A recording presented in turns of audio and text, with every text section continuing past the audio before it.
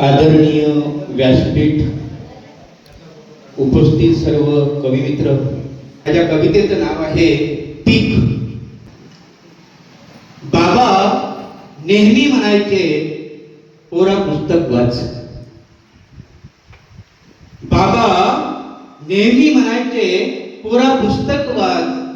पुस्तकाच्या पानात खाद्य असतं, डोकं जगवण्याचं आणि माणूस बनवण्याचं. बाबा नेहमी म्हणायचे, पोरा पुस्तक वाच. पुस्तकाच्या पानात खाद्य असतं, डोकं जगवण्याचं आणि माणूस बनवण्याचं. एकदा का डोकं पिकलं आणि माणसाचं माणूस झालं की आपोआप आपलं आयुष्य वटणीवर येत असतं.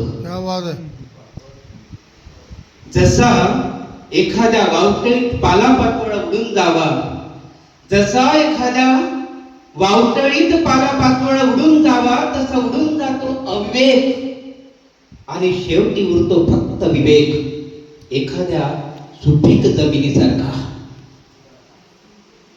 तिथे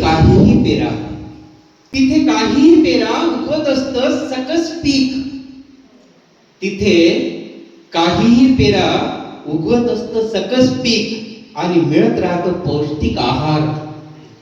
तिथे काहीही पेरा उगवत असतं सकस पीक आणि मिळत राहतो पौष्टिक आहार बौद्धिक विचार सत्वांचा. मग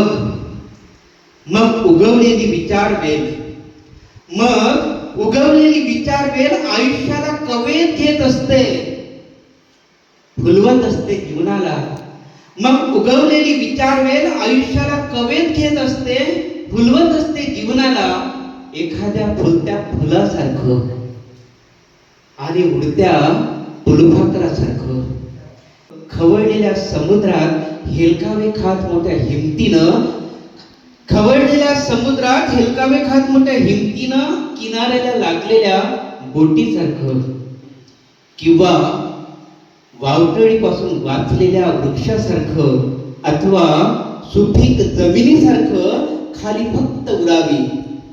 वावटळीपासून वाचलेल्या वृक्षासारखं अथवा सुपीक जमिनीसारखं खाली फक्त उडावी.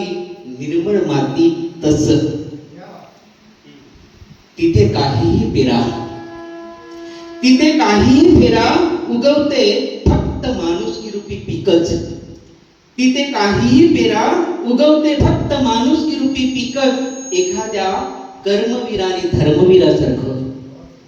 तिथे काहीही पेरा उगवते फक्त माणुसकी रूपी पीकच. एखाद्या कर्मवीराने धर्मवीरासारखं.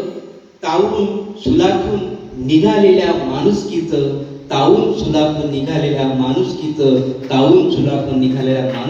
धन्यवाद.